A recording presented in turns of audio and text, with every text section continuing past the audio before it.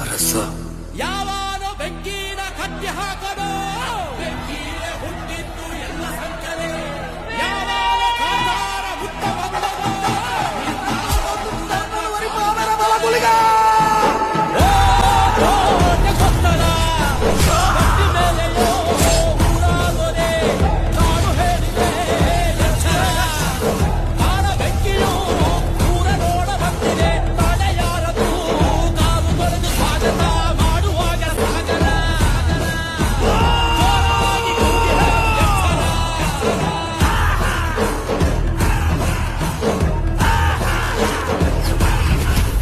ದೇವ್ರು ಇಲ್ಲಿಗೆ ಬಂದಿದ್ರ?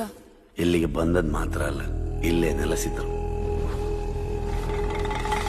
ಈಗ ಸಹ ಇದ್ದಾರಾ?